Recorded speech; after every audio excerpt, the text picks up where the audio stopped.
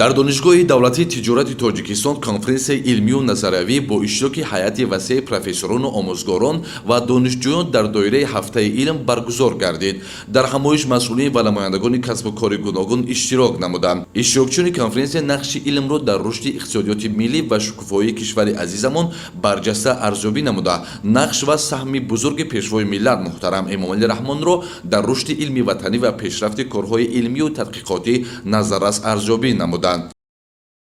бахша ба соли маърифати ҳуқуқӣ дар донишгоҳи давлати тиҷорати тоҷикистон кушодашавии конференсияи омӯзгорон ва донишҷӯён ҳамчун ҳафтаи илм эълон гардидааст ва имрӯз мо онро бо шукӯҳи шаомат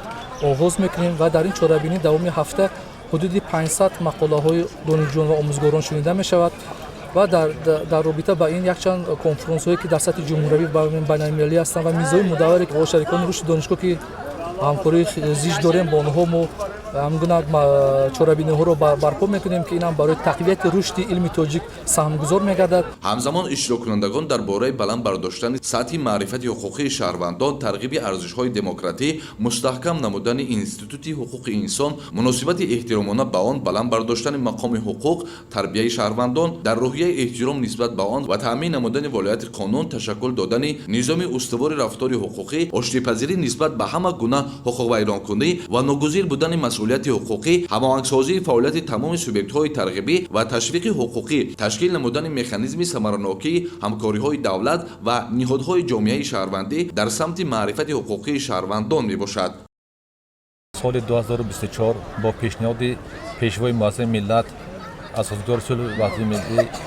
Эмомалӣ Раҳмон соли маърифати ҳуқуқӣ эълон гардид ва имрӯзҳо дар донишгоҳи давлати тиҷорати тоҷикистон ҳафтаи илм ҳусни оғоз бахшида истодааст ки дар он самтҳои асосии рушду ташаккули иқтисоди рақамӣ, иқтисоди сабз ва ҳамчунин дар бахшҳои мухталиф омӯзгорон, устодон, ҳайати профессорон ва донишҷӯён маърузаҳои пурмуҳтавои худро пешниҳод менамоянд ва боиси зикр аст ки имсол ҳайати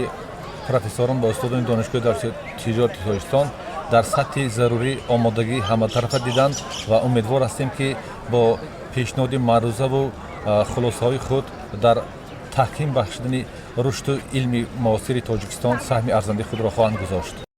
таъкид карда шуд ки дар донишгоҳ соли 2023 601 маводҳои илмии омӯзгорон аз чоп баромадааст ки аз он 20 монография, 153 мақола дар маҷаллаҳои комиссияи олии аттестатсионӣ назди президенти ҷумҳурии тоҷикистон, 233 фишурдаи мақола дар конференсияҳои байналмилалӣ ва ҷумҳуриявӣ ва 195 мақола дар дигар маҷаллаҳо ташкил додааст ки натиҷаи намоён ба ҳисоб меравад. ҳамзамон гуфта шуд ки дар 3 моҳаи аввали соли 2024 аз ҳисоби омӯзгорони ҷавони донишгоҳ 4 нафар рисолаи номзадӣ ҳимоя намуданд ва 4 нафари дигар бо қарори комиссияи олии аттестатсионӣ назди президенти ҷумҳурии тоҷикистон дараҷаи номзадии илмҳои иқтисодиро соҳиб гардиданд. ҳоло дар донишгоҳ 26 маҳфилҳои илмӣ ва 3 ҷамъияти илмии донишҷӯён фаъолият менамояд ки зиёда аз 500 нафар донишҷӯёнро фарогир аст. дар анҷоми ҳамоиш ба омӯзгорони донишҷӯён ба хотири саҳми арзанда гузоштан дар рушди пешрафти илм ҷоизаву ифтихорномаҳо